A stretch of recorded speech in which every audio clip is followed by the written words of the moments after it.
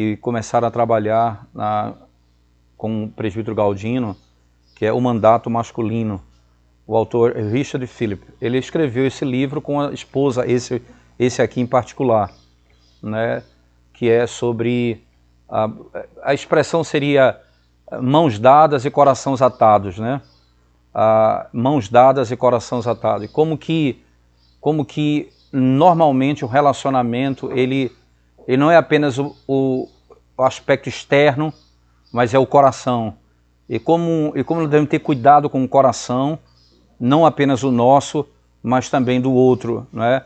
Então, você ferir o coração de uma pessoa, você machucar uma pessoa nessa área, pode trazer danos tão profundos para ela que você talvez nem possa imaginar.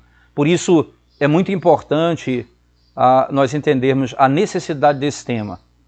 Primeiro, entendendo o título, por que que o livro chama de Mãos Dadas e Corações Atados, e eu vou explicar um pouco isso mais à frente, mas por que nós queremos estudar esse assunto sobre relacionamento, sobre namoro?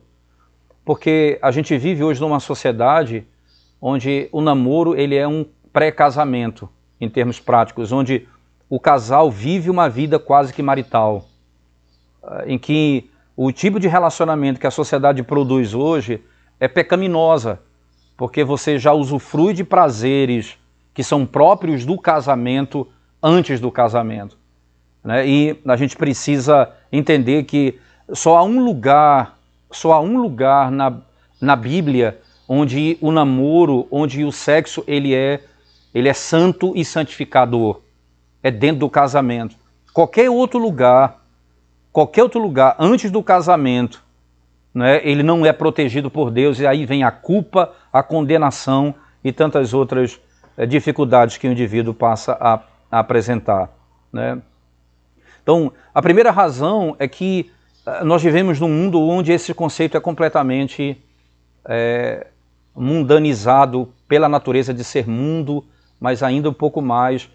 Dentro da igreja, o mesmo conceito de namoro é permitido. Então você tem mundanismo dentro da igreja, secularismo dentro da igreja. Pessoas que se relacionam uma com as outras como se fossem marido e mulher, né? E isso não é permitido pela palavra de Deus.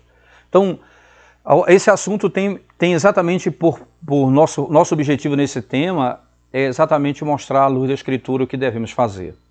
Então, diante desse princípio vem a outra pergunta, né? O que é que a Bíblia ensina sobre namoro, né? E a palavra namoro aqui, entenda, ela não existe esse termo na Bíblia, né? Você não encontra namoro, essa palavra namoro na Bíblia. Alguém diz assim, é por isso que eu prefiro a palavra cortejar, mas a palavra cortejar também não tem na Bíblia, não tem nenhum nem outro, certo? Então, se for por terminologia bíblica, é difícil saber qual é o melhor termo. Então, antes de qualquer coisa, a gente precisa partir do seguinte princípio.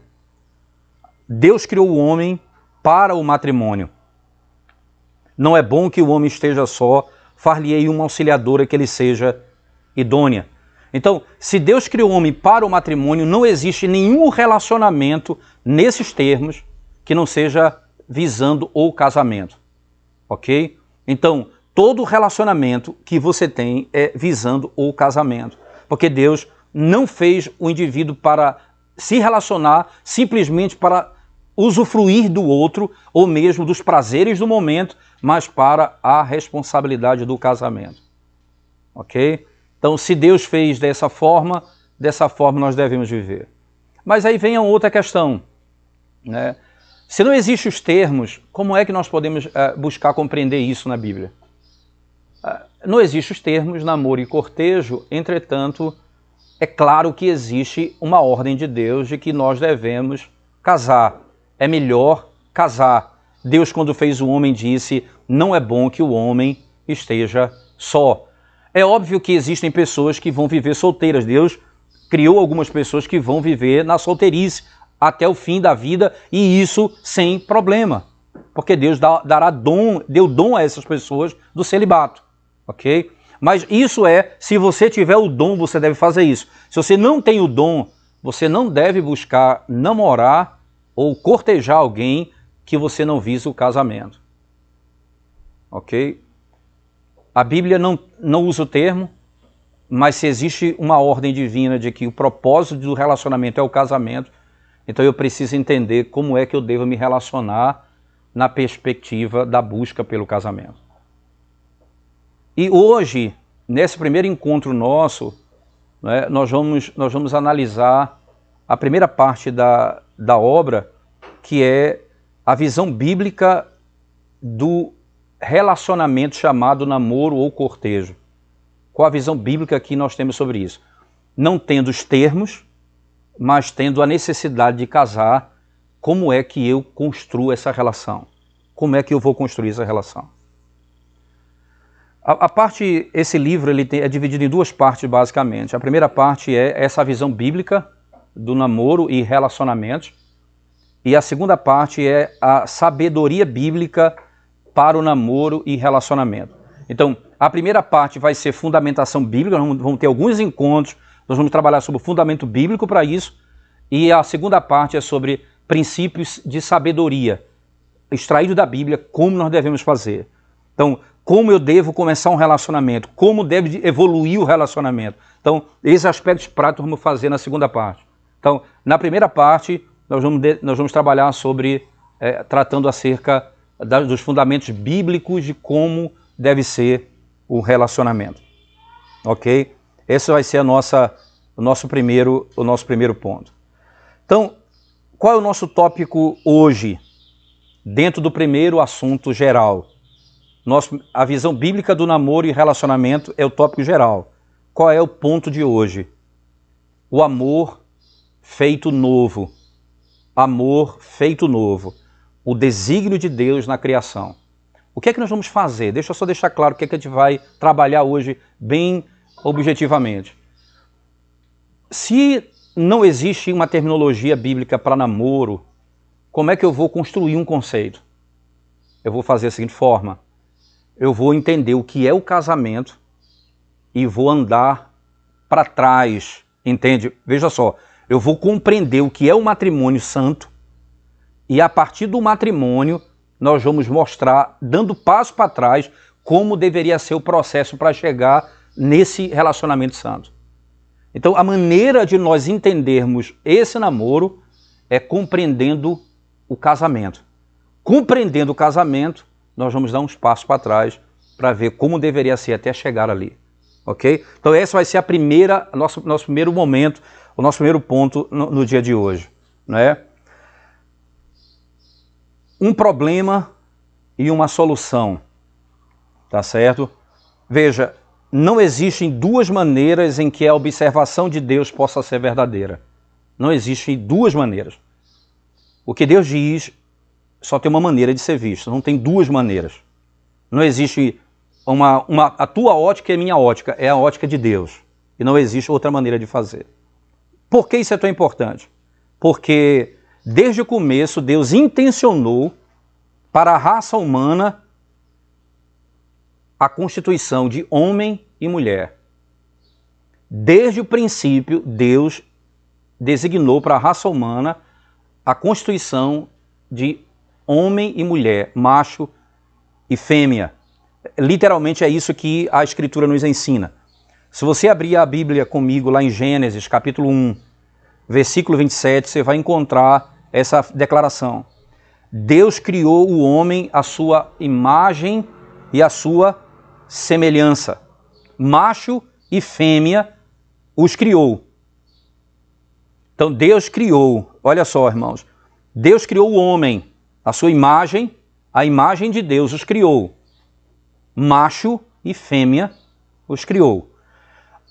Entenda que quando ele usa o termo homem, então ele cria a raça humana e ele cria esse homem e ele cria de que forma? Macho e fêmea. Então a maneira como ele cria, ele intenciona que é que eles vivam juntos. É o que vai ser descrito na sequência da Escritura. Né? Ora, não apenas porque Deus ordenou assim, no Gênesis 1, 27, mas porque Deus é relacional. Deixa eu tentar explicar isso melhor. Por que que Deus cria o homem, homem e mulher? Por que que é exatamente assim? Deus é triuno. Deus é triuno. Há um só Deus que subsiste em 3 pessoas. Nós fomos criados à imagem e semelhança de Deus. Mas quando nós lembramos do que Deus é, literalmente o que Ele é, irmãos, Ele é um Deus que se relaciona na Trindade. As 3 pessoas vivem em perfeita harmonia na Trindade. Eterno amor, perfeita harmonia desde a Trindade. Ou melhor, desde toda a eternidade. Então faz todo sentido que Ele nos crie para termos relacionamentos segundo Ele é, segundo o que Deus é. Então Ele diz, não é bom para o homem ficar só. Não é bom que o homem esteja só.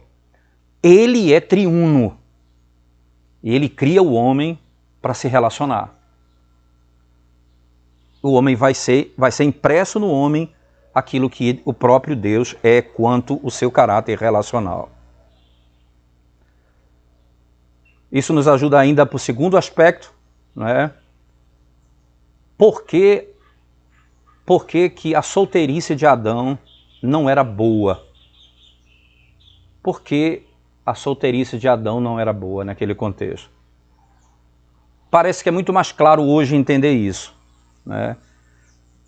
Não apenas não funcionava muito bem a solteirice, porque, lembre-se, irmãos, quando você olha para o homem como um homem, ele é suprido em Deus, ele é fortalecido em Deus, e quem sabe da necessidade do homem é o próprio Deus.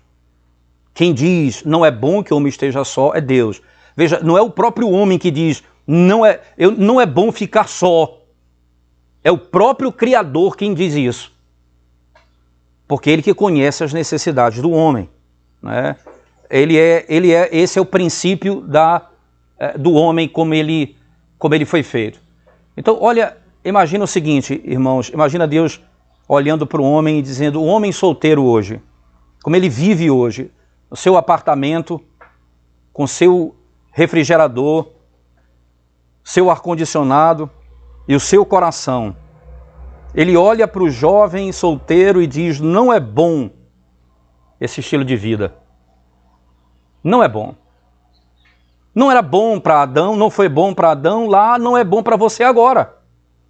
Não é bom viver dessa forma. Não é bom emocionalmente, não é bom espiritualmente e não é bom fisicamente.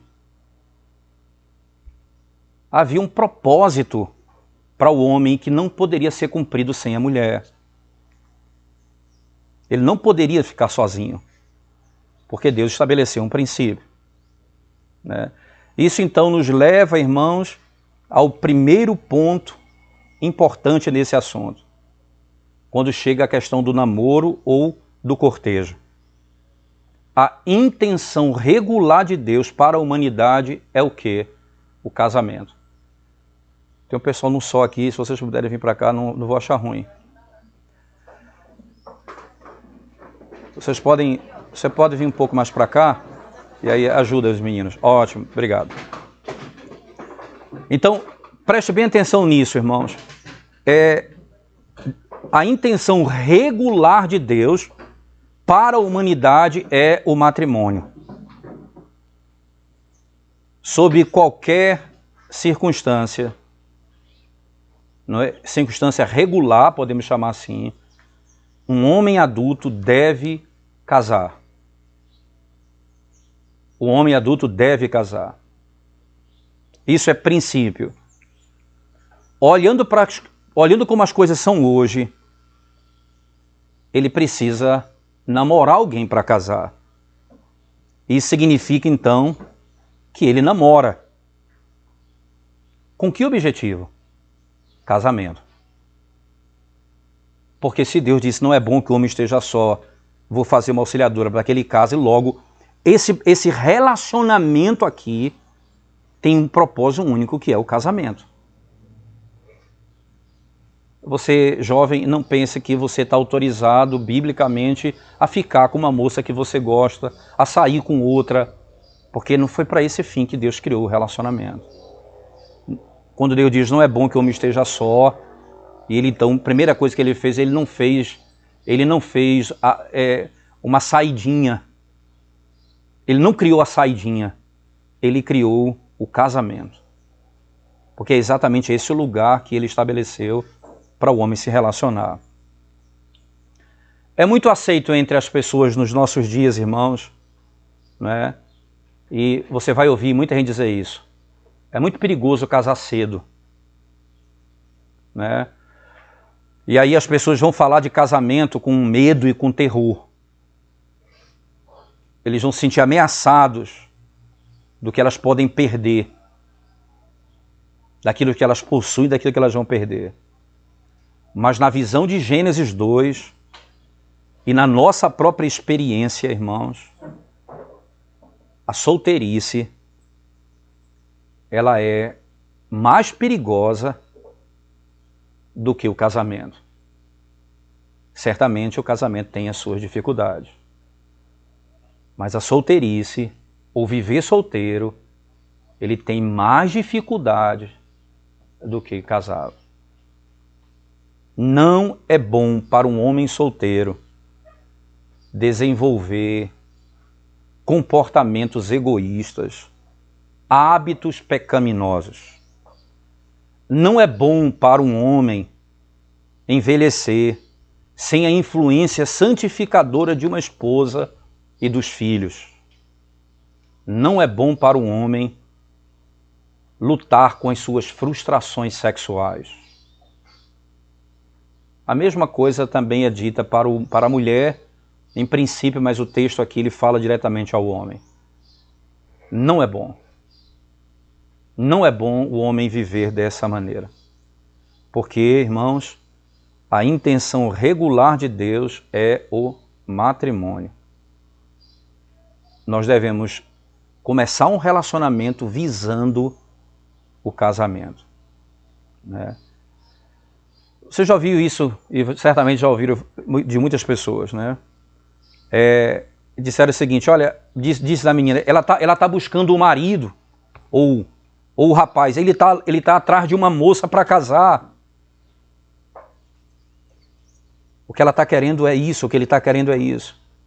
Alguém vai dizer, que bom que ele está procurando um matrimônio, que bom que ela está procurando um casamento. Porque o casamento é a intenção regular de Deus para abençoar o homem e a mulher. Nós vamos ter lá no final, nós vamos ter no livro, há um capítulo que ele trata sobre como viver solteiro para Deus. A gente vai mostrar a importância da solteirice em outro momento, tá certo? Mas num aspecto regular, é importante você entender que Deus criou o homem para o matrimônio. Este foi o problema de Adão no jardim, irmãos. E Deus não procurou uma solução outra para Adão. Não é bom que o homem esteja só. E aí, vou procurar uma solução. Não, a solução foi imediata. Far-lhe-ei uma auxiliadora que ele seja idônea. A solução foi o matrimônio. Não procure soluções outra. O casamento é o princípio que Deus estabeleceu nesse particular. E foi que Deus disse, irmãos, para Adão, eu lhe farei, ou far-lhe-ei uma auxiliadora que ele seja idônea. Como está lá em Gênesis capítulo 2, verso 19 a 20. Adão estava sozinho e necessitava de uma auxiliadora, é o que o texto está dizendo. Então Deus trouxe diante dele o quê? Todas as criaturas que ele havia criado sobre a terra. Como senhor do jardim, debaixo do governo de Deus, Adão nomeou os animais como o texto vai descrever. Isso então tomou algum tempo e o nome que ele deu foi um nome clássico, né? O autor aqui, eu acredito que ele comete um equívoco de interpretação quando ele diz que Adão gastou aqui meses e anos para dar nome a todos os animais. E não me parece muito lógico esse argumento dele. Me parece que tudo isso aconteceu no mesmo dia em que ele foi criado. Mas isso é uma questão de observação. Mas essa é a posição dele. Mas o ponto aqui é, Deus trouxe os animais e Adão deu nome aos animais. E quando ele deu nome a cada um dos animais, o nome que ele deu ficou. Ele classifica os animais e a classificação que ele dá aos animais é mantida. O texto diz exatamente isso. Porque Deus deu a ele essa condição. Ele era aquele que era o Senhor debaixo do governo de Deus. Mas o texto vai dizer, no capítulo 2, verso 20, mas para Adão não havia uma auxiliadora que ele fosse idônea. O ponto aqui, irmãos, não era outro senão descrever categoricamente que não há outra maneira do homem ter companhia e a mais adequada companhia do que uma esposa. Não há outra maneira de você ter uma companhia e uma adequada companhia do que uma esposa. Deus criou os animais, eles têm muitas funções, mas nunca para substituir a necessidade que uma esposa tem. Afeto, amor. E quantas pessoas hoje usam os animais para satisfazer a sua solidão? Em termos práticos, elas se relacionam com os animais de tal maneira que elas põem dependência nele. Elas dependem dos animais. É estranho. E elas vão vivendo uma vida estranha cada vez mais porque elas não fazem aquilo que a palavra de Deus ordena. Preste atenção, irmãos. O Senhor teria criado alguma coisa, ele teria de criar alguma coisa nova, porque o que havia não servia. Ele precisava de de uma criação nova. É por isso que eu creio que o autor comete um erro. Porque se ela foi criada por Deus, tudo foi criado até o 6º dia. E ela foi criada no 6º dia. Então não me parece que foram meses e anos. Daí eu creio que faltou um pouco dessa noção nesse sentido na maneira como ele leu o texto. Mas o meu ponto é, Deus diretamente afirma isso. Que não é bom que ele esteja só e eu vou fazer uma auxiliadora que ele seja idônea. E Deus então coloca um profundo sono sobre ele. Enquanto ele dormia, ele tira uma das suas costelas e aquela costela ali ele substitui com carne. E da costela do homem ele faz a mulher. E quando ele faz a mulher, ele atraz ao homem. Está lá no capítulo 2, verso 21 e 22. Ele cria a mulher e traz a mulher ao homem. Ele não é só o criador, como ele é o casador, o casamenteiro. Então, tanto no Éden, ele cria a mulher, como ele constitui o casamento. Imediatamente. Para mostrar que é esse o propósito imediato. E quando Deus... Imagina o seguinte, irmãos, ele viu toda a criação e disse, ninguém aqui é apto para esse papel. Aí Deus cria a mulher e traz a ele. Então no verso 21 e 22, 23, ele vai dizer a sua opinião sobre a obra de Deus. Ele diz, esta afinal é osso dos meus ossos e carne da minha carne. Esta afinal, e ela vai se chamar varoa porque do varão foi tomado. É assim que o relacionamento entre um homem e uma mulher primeiramente acontece. No primeiro momento da história acontece. É o primeiro relacionamento. E como é que aconteceu? Deus cria um, cria o outro, porque não é bom que o outro esteja só, e quando faz, imediatamente ele traz a mulher ao homem e ele reconhece a obra de Deus. Não foi um começo ruim, foi um começo extraordinário. Deus fez exatamente assim.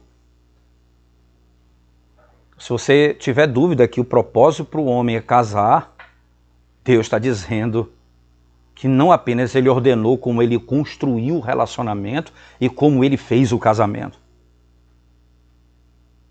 Imediatamente.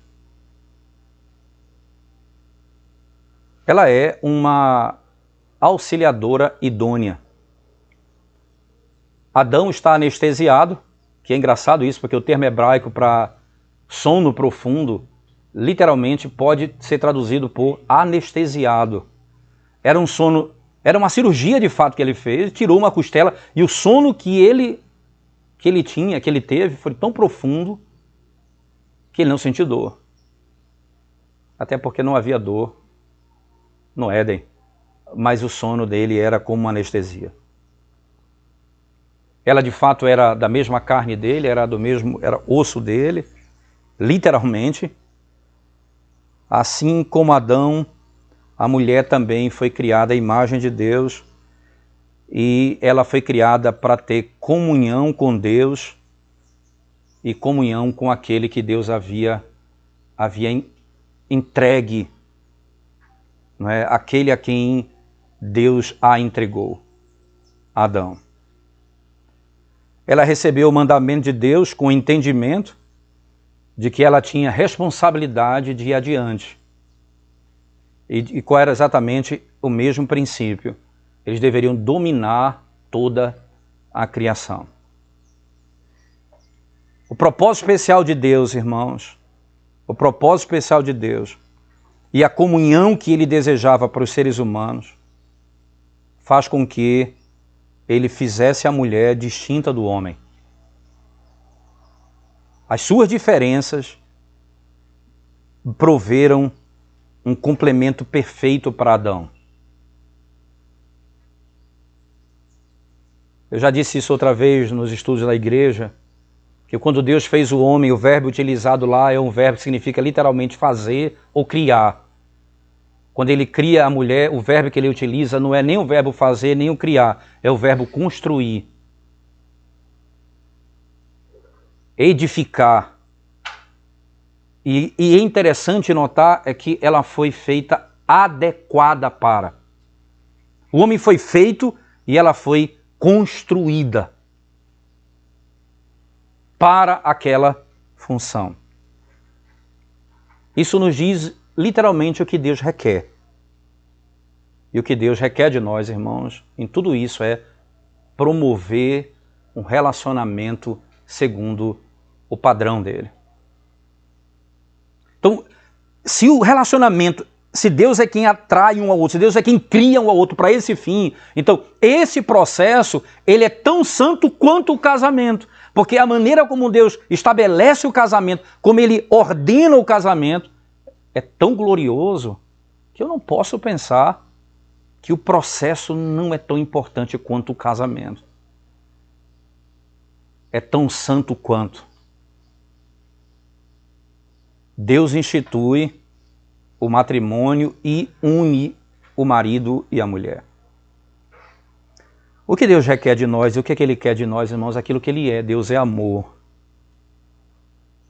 Deus é amor. E Deus quer que Adão conheça o que significa amor. Por isso Deus criou a mulher que foi feita de Adão, mas de modo diferente. Assim Adão conheceria o amor que era melhor do que o amor próprio.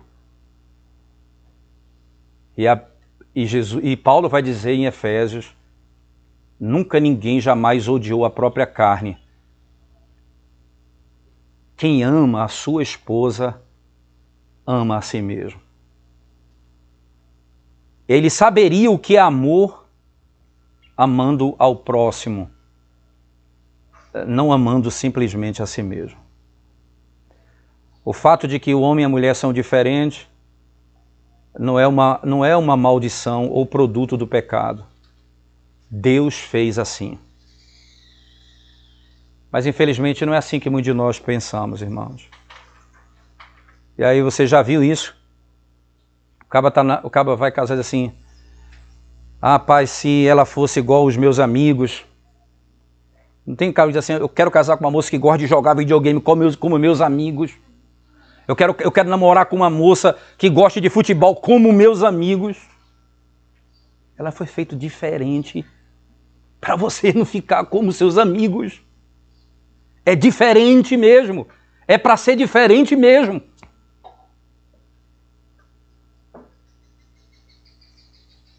E é interessante ainda mais, irmãos, no mundo de Adão, que ainda não havia sido manchado pelo pecado, essa distinção não era uma fonte de frustração, mas de deleite.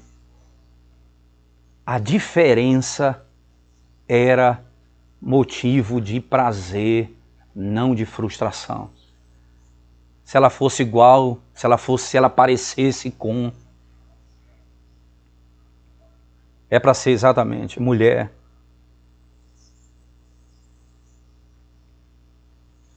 Ao invés de Adão carregar o peso do propósito de Deus sozinho, Deus proveu uma auxiliadora que iria lutar com Adão ombro a ombro. A mulher não foi criada para replicar as atividades do homem.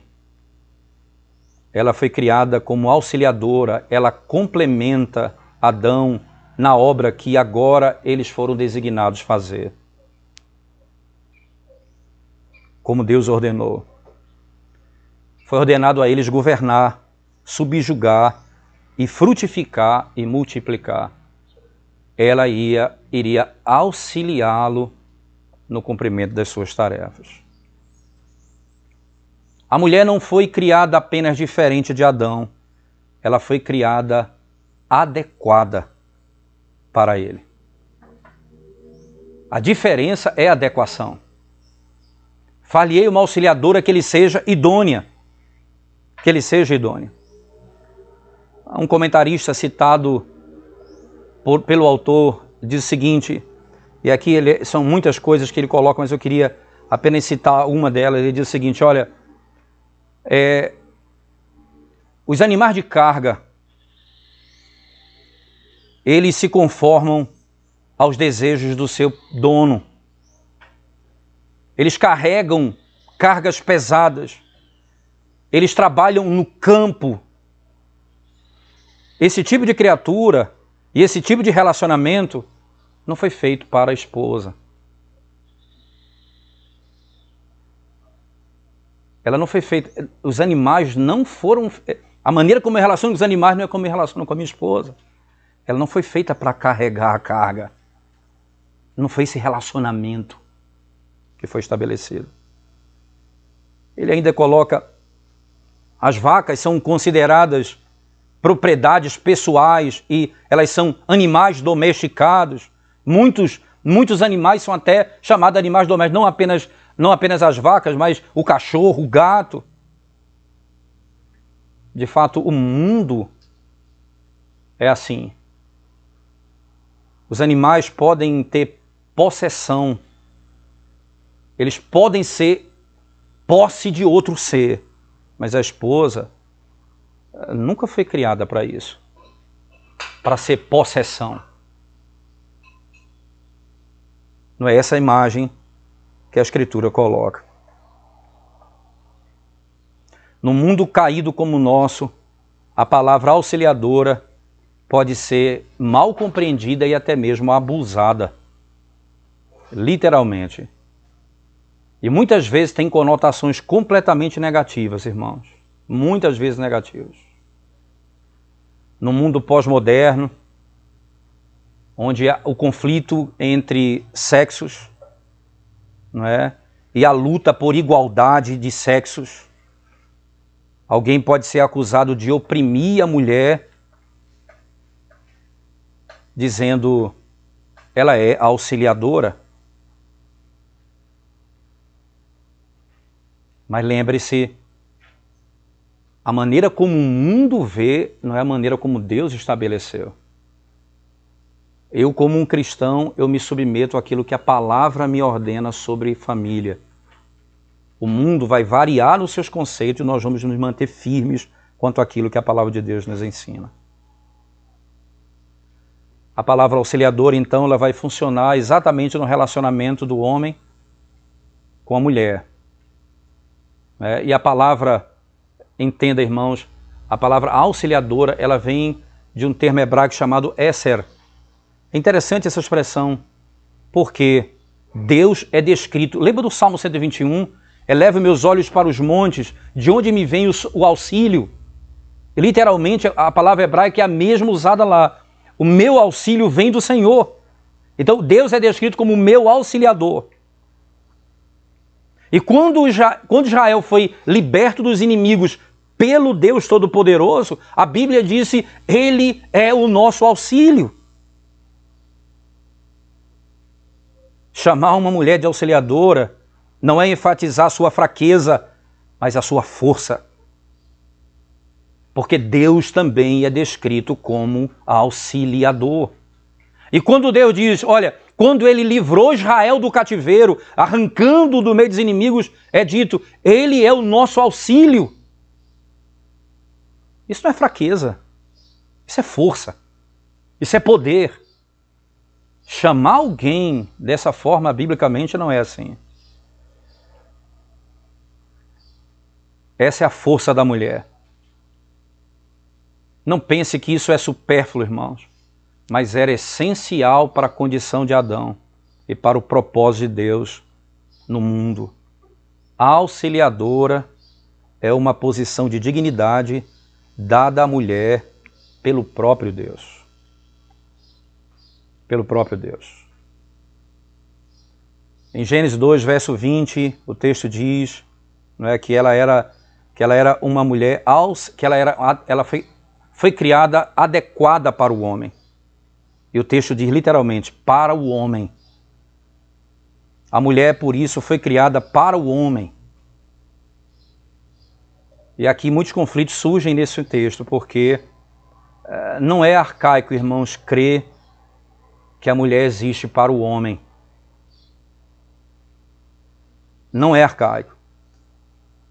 Porque imagine alguém dizer o seguinte, eu sou criado para mim mesmo. Eu sou criado para minha própria realização pessoal. Eu sou criado para minha própria felicidade. Isso não é bíblico. O que a Bíblia diz é, nós somos todos criados uns para os outros, e especialmente para a glória de Deus. Especialmente para a glória de Deus.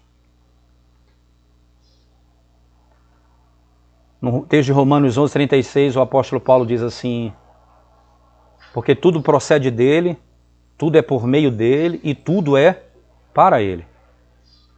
Glória, pois, a ele eternamente. Amém. Então, tudo volta para ele. O objetivo último de todas as coisas é a glória do próprio Deus. Alguém pode dizer, mas se eu posso ser, alguém pode tirar vantagem de mim quanto a isso? Eu vou ser abusada se eu acreditar nesse tipo de coisa? Deus não intencionou que a mulher fosse usada dessa forma, isso é iniquidade. Matthew Henry, o comentarista puritano, diz o seguinte, irmãos, a mulher foi feita da costela de Adão, não foi feita da cabeça para não governar o homem, nem foi feita do pé do homem para que ele não fosse pisada por ele, mas ela foi feita do lado, porque ela é igual a ele. E sobre seu braço ela fosse protegida, e ela estivesse próxima do seu coração para ser amada. E ele continua, Adão perdeu uma costela. Adão perdeu uma costela. Mas ele ganhou uma auxiliadora, que é melhor do que ele perdeu. O que ele perdeu não se compara com aquilo que ele ganhou. Não se compara. Por isso, nunca imagine que a autoridade do homem para com a mulher é enfatizar os privilégios que o homem tem. A obrigação do homem é a primeira ênfase, não o privilégio dele para com a mulher. Veja se não é assim, irmãos. O Senhor, em Gênesis 2, verso 15, disse assim: Deus pegou o homem, colocou no jardim do Éden para trabalhar e guardar. E esse verso contém dois verbos básicos, que é o verbo trabalhar e guardar, como nós conhecemos muito bem. Dessa maneira, o primeiro chamado de Adão foi fazer com que as coisas crescessem e frutificassem. O primeiro trabalho do homem é fazer com que tudo floresça. E imagina, irmãos, que no relacionamento, isso é verdade. A quem ele ministra deve crescer e florescer. O propósito dele é fazer com que a verdade e o amor cresça e floresça. Foi para esse fim que ele foi chamado. O segundo verbo é colocado guardar. Ele colocou o homem no jardim para trabalhar nele, isto é, fazer com que ele produza, e segundo, para que ele guarde o jardim. Guardar, proteger. O senhorio de Adão, irmãos, ele é tirado da forma de nutrição, isto é, nutrir e proteger. Nutrir e proteger. Ambos eram servos, ambos eram senhores. A mulher, ela servia como auxiliadora e o homem servia como senhor. Ambos servem dentro daquilo que Deus chamou. Como ambos são servos, eles foram designados para cumprir o propósito que Deus mesmo estabeleceu para ele. Dizer que a mulher foi feita para o homem não é diminuí-la, mas biblicamente definir o seu ministério no relacionamento com o homem. Esse não é o único relacionamento dela, irmãos. Nem o seu único ministério, podemos chamar assim. É o relacionamento dela, ela tem relacionamento com Deus. E ela foi chamada para servir a Deus com seus dons e talentos. Mas a mulher, ela foi feita para o homem, e isso não significa que ela é diminuída. Mas só diz que esse é o ministério dela. É para isso que ela foi chamada. Como foi chamada para outras coisas na vida também. A mulher foi dada ao marido, não para os caprichos do marido, mas para o seu caráter. A mulher não encontra o cumprimento dela ou a satisfação dela suplantando o homem no papel que Deus deu a ele. Ela eleva o homem na sua verdadeira masculinidade, se ela de fato cumpre o seu papel que Deus estabeleceu. Quantos homens cada vez mais são mais efeminados? E aí eu vou dizer efeminados, entenda, o efeminado não é o parecer mulher em termos de gestos ou de fala, não entenda isso. Mas o efeminado é aquele que não cumpre o seu papel. Então, a mulher, ela assume o papel de senhorio, ela assume o papel de aquela que controla a sua casa, e enquanto o homem é aquele que é subordinado a ela.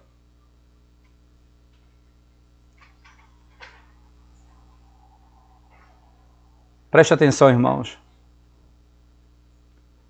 É necessário uma mulher para fazer um homem de verdade. No paraíso que não foi tocado pelo pecado, o povo de Deus se deleitava em seus desígnios.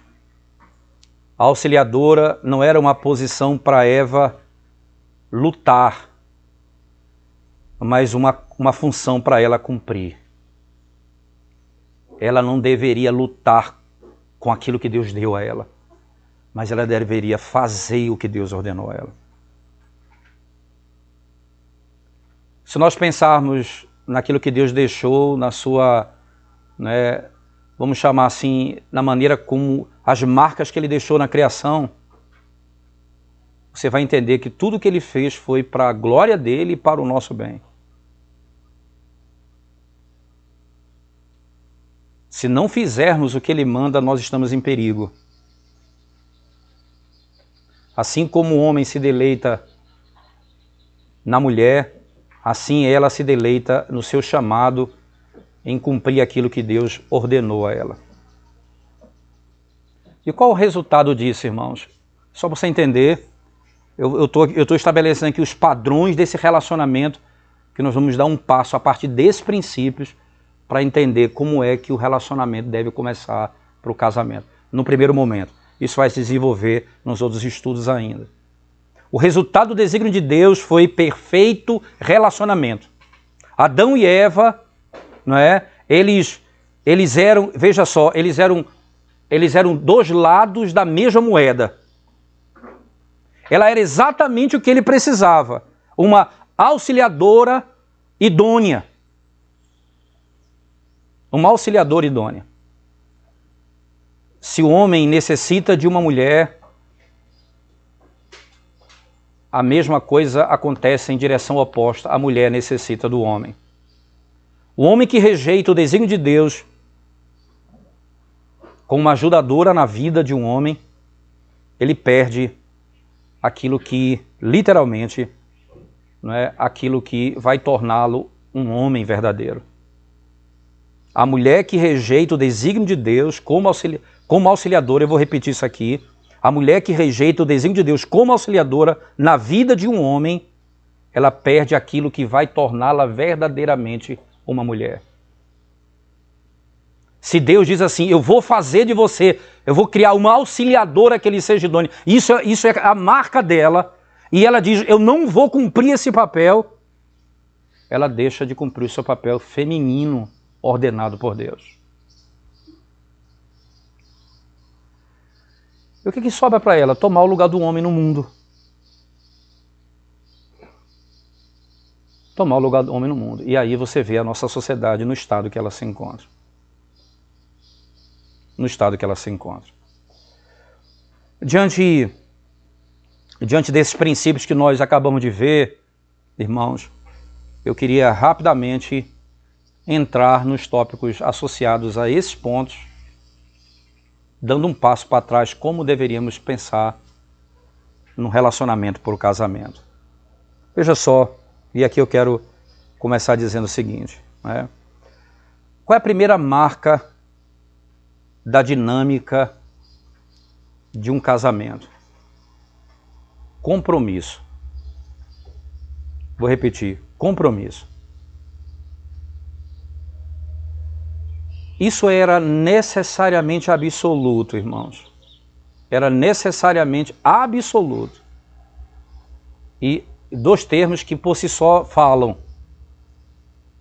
Para que houvesse um componente de um relacionamento entre Adão e Eva, era necessário compromisso.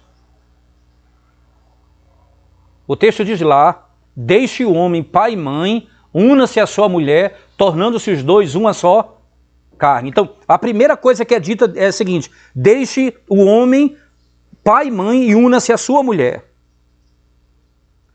Duas palavrinhas, deixe o homem e faça o quê? Una-se.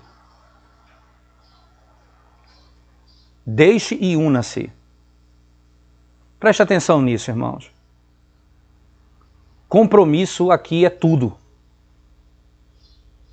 E um relacionamento que está buscando o casamento, veja, você encontrou uma moça, você está buscando o casamento, você deve buscar esse compromisso dia após dia. Um relacionamento que está se movendo para o casamento. Eu preciso pensar nesse passo, deixar a minha casa e me unir àquela que eu vou viver. Eu preciso me preparar para isso. Compromisso envolve união. Estar juntos no novo relacionamento. Então, quando o relacionamento vai crescendo, mais você vai desenvolver esse princípio. Então, o homem e a mulher, eles vão categoricamente se encontrar nesse relacionamento passo a passo, cada vez mais comprometidos. E o que é que o compromisso envolve? Envolve aumento de exclusividade em termos de relacionamento com outros, e significa dar tempo para o relacionamento, envolve crescimento e atenção para as necessidades um do outro. Isso vai crescendo de acordo com o tempo. No primeiro dia do encontro, seja cortejo ou namoro, o que você queira chamar, esse compromisso é baixíssimo.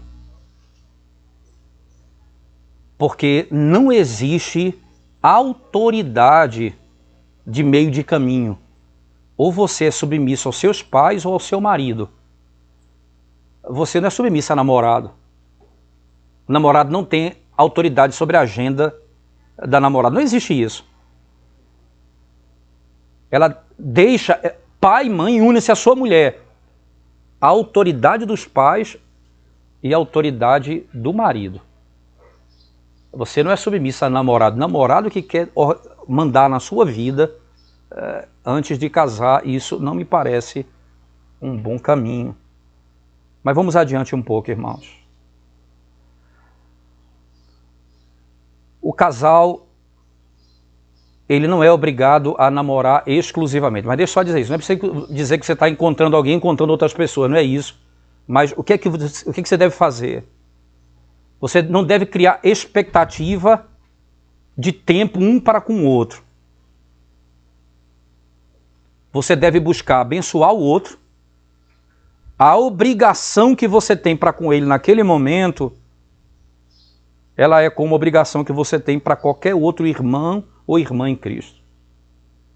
Se você der atenção a ele mais do que dar atenção a qualquer outro irmão em Cristo, isso é um relacionamento que já partiu para outro princípio. Eu preciso me relacionar de tal maneira que eu trato ele como trato qualquer outro irmão e irmã em Cristo. Eu me responsabilizo com cada um deles. Quando o tempo do casamento chegar, o quanto disso mudou? O homem é completamente comprometido em amar sua esposa como Cristo amou a igreja. A ele é dito o seguinte, olha, ame a sua esposa como Cristo amou a igreja. Eu amo meu irmão, mas esse caráter de amar a esposa como Cristo amou a igreja, isso é característica do casamento. Isso não é um namoro. Você entende? Não existe isso em relacionamento. O homem é completamente comprometido com sua esposa. E ele no casamento vai praticar o tipo de autossacrifício por ela, como Cristo mostrou na cruz do Calvário. A mulher não é menos comprometida, ela vai submeter a ele. A autoridade de um homem, como a igreja submete a Cristo.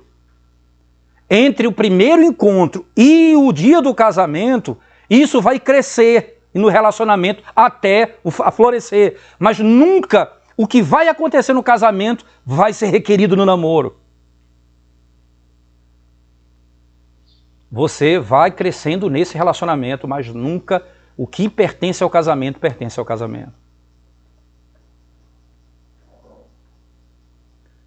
Eu vou me comprometer, eu vou deixar e vou me unir. Quantas vezes você tem relacionamento em que a moça e o rapaz, eles desobedecem os pais para poder cuidar ou fazer alguma coisa que é requerido por um dos namorados? Isso é falta de autoridade dos pais, isso é pecado da parte deles. Não há isso na Escritura.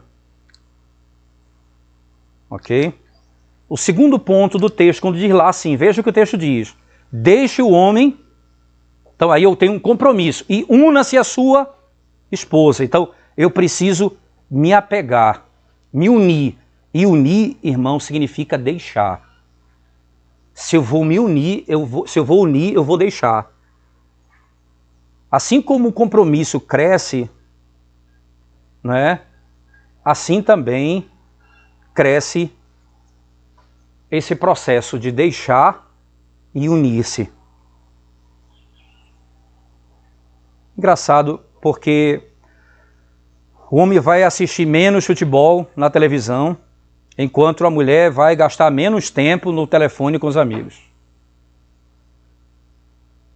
A relação deles com a família e amigos serão colocados em um determinado lugar, no lugar de um novo relacionamento que passa a existir. As antigas prioridades, elas são deixadas de lado e começa a crescer em parceria do homem, a parceria entre o homem e a mulher. Eles começam a trabalhar juntos. Quanto mais perto do casamento você vai vendo, eles começam a construir o lugar onde eles vão viver com família, deixando o pai e mãe e unindo-se à sua esposa. Os homens, especialmente os homens solteiros hoje, irmãos, não é? Eles sofrem muito quando falam nesse tipo de compromisso. Eles querem usufruir do novo relacionamento sem desistir de nada das coisas que eles viviam antes. E eles especialmente temem, não é, fechar a porta para outras opções. Eles têm dificuldade de imaginar, eu vou ficar aqui, mas eu tenho outras opções também. Dificuldade de ficar olhando para um único lugar. O que é que está sendo requerido aqui, irmãos?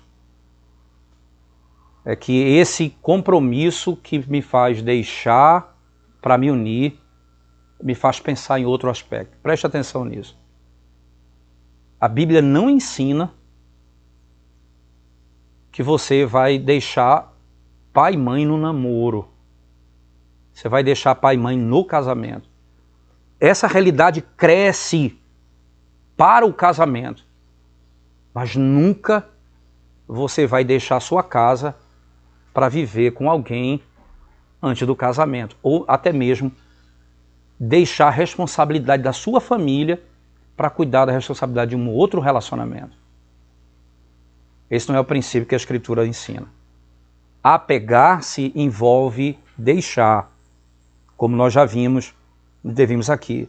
E compromisso é realizado através da fidelidade. Esse é um dos maiores e mais gloriosos atributos de Deus. Deus deseja e Deus quer que os homens cristãos sejam fiéis. E nenhum relacionamento na terra, irmãos, é mais demandado e desenvolvido do que o relacionamento do homem com uma mulher. Como ele precisa ser fiel. Quando nós usufruímos as bênçãos do amor com um membro do sexo oposto, nós devemos estar dispostos a assumir expectativas e obrigações que vão crescendo no relacionamento. O início de um relacionamento que cresce para o matrimônio é um relacionamento em que eles vão crescendo em confiança um para com o outro. Assim como as expectativas e os acordos e as concordâncias, a fidelidade de um para com o outro também vão crescendo.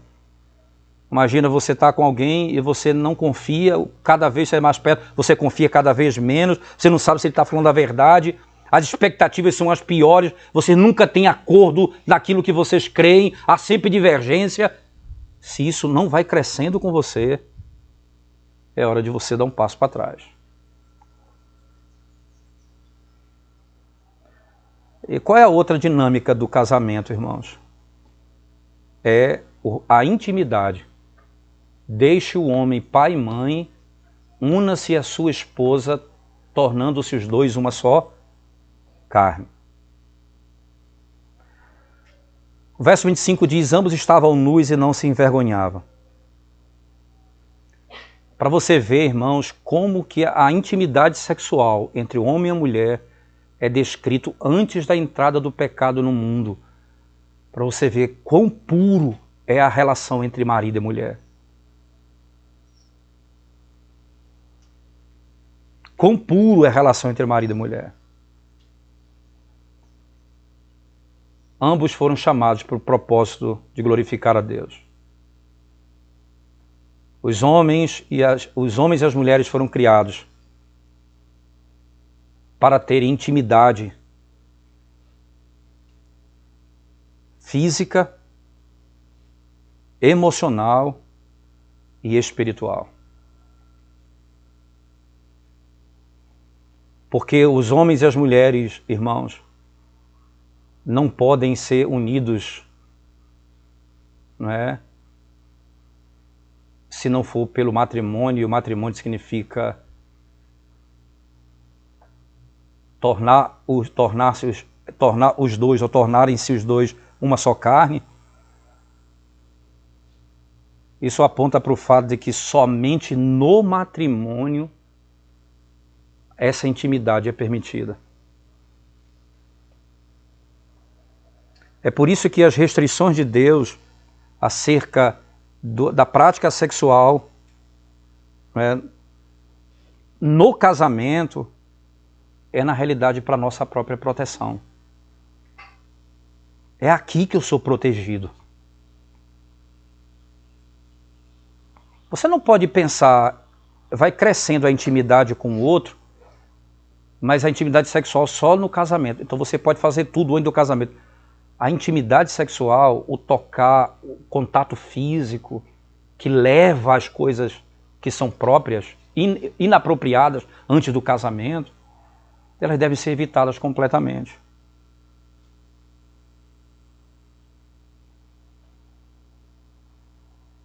Não há possibilidade de você se relacionar sexualmente com alguém antes do casamento e não levar para o casamento as consequências disso.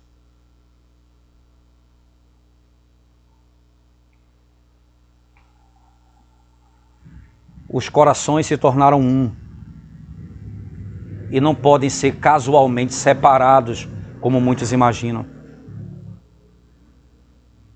Por isso, intimidade envolve despir e expor. Eles estavam nus, irmãos. No mundo pecaminoso que nós vivemos, como esse que nós estamos, né,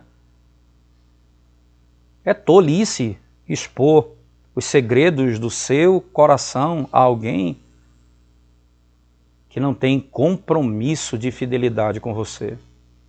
Intimidade deveria seguir compromisso. Compromisso é a taça na qual a intimidade é derramada seguramente e no qual nós somos permitidos usufruir completamente. Intimidade deveria seguir compromisso. O compromisso é a taça na qual a intimidade é derramada. Somente no compromisso, no casamento, há proteção para isso. Se o compromisso é cumprido através da fidelidade, a intimidade é realizada através do compartilhar.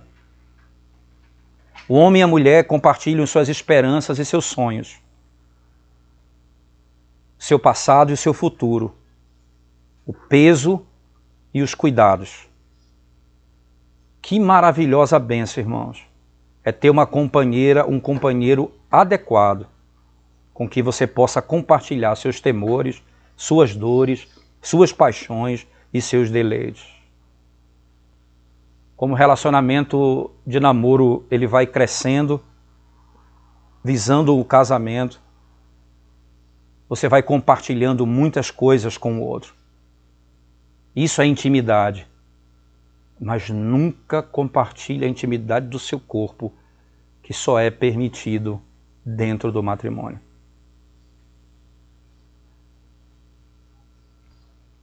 Intimidade é realizada através de compartilhar. Muitas coisas você pode compartilhar, mas nunca a intimidade do seu corpo você deve compartilhar.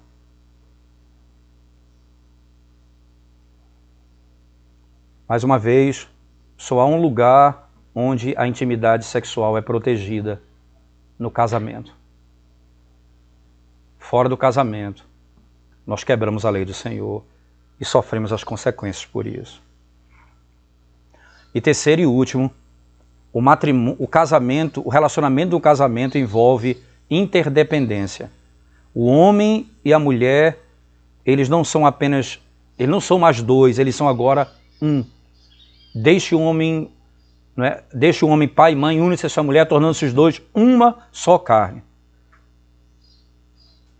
Nada mais pode se pensar em individualidade. Agora, interdependência, ela é alcançada através de um trabalho conjunto, a habilidade de trabalhar como um. Nós não temos aqui duas histórias, nós temos dois objetivos, nós trabalhamos com um único objetivo.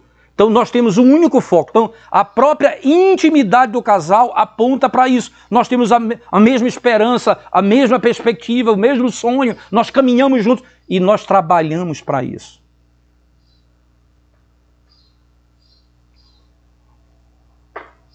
Você vai crescendo isso no namoro.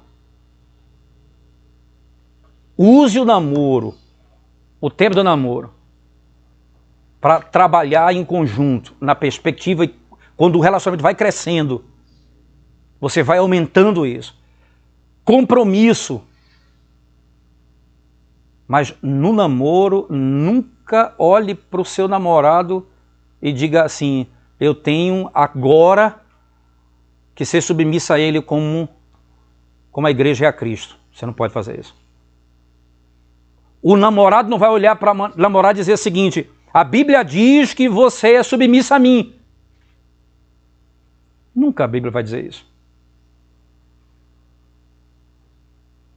Porque não foi o namoro que Deus criou, foi o casamento que Deus criou. E é no casamento que ele estabelece isso. Então, o que é fundamental para um casamento? Compromisso, intimidade e interdependência. Esses, irmãos, esses pontos aqui são os pontos estruturais para um relacionamento saudável que cresce para o matrimônio. Se é isso que o casamento é feito, é nisso que tem que caminhar o namoro, sabendo resguardar cada passo. Veja, compromisso. Você deve respeito aos seus pais. Nunca o namorado nunca deve imaginar que ele tem mais autoridade que seus pais. Olha, se o namorado colocar você contra seus pais, ele não é um bom namorado. Fuja dele. Se ele não ensinar você a amar os seus pais e a respeitá-lo, não é um bom relacionamento. Cuidado. Cuidado com aquele que diz, eu quero uma prova do amor. Esse não lhe ama, esse quer usá-la como objeto. Porque se ele ama, como Cristo ama a igreja, e ele vai ser Cristo para ela, quando casar, ele vai protegê-la desde já.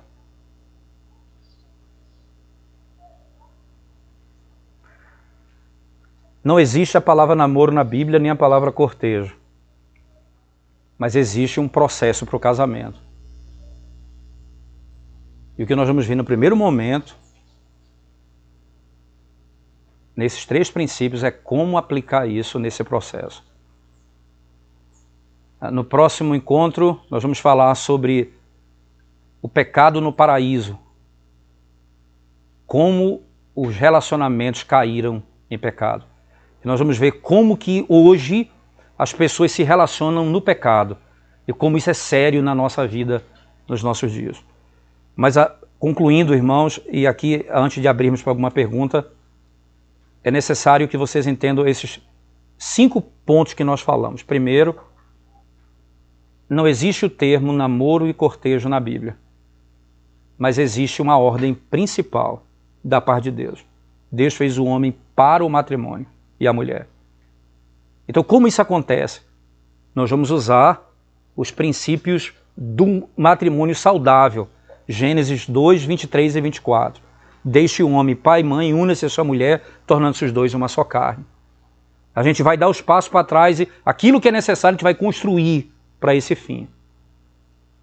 E aí, os 3 passos, quais são? Compromisso. Qual outro? Interdependência, que é a última aí. Intimidade. Compromisso, intimidade e interdependência. Esses 3 passos aqui é o que nós devemos fazer e trabalhar dentro desse relacionamento visando o casamento. Tá certo? Vamos orar ao Senhor e depois eu vou abrir para algumas perguntas. Vamos orar. Obrigado, Senhor, pelo privilégio de podermos estudar a Tua Palavra e aprendermos do Senhor quanto a esse assunto tão precioso e, ao mesmo tempo, tão desprezado nos nossos dias. Tem piedade de nós. Socorre-nos nas nossas fraquezas. E ensina-nos a buscarmos a Tua glória, dando-nos um coração submisso à Tua Palavra. Em nome de Jesus nós oramos. Amém.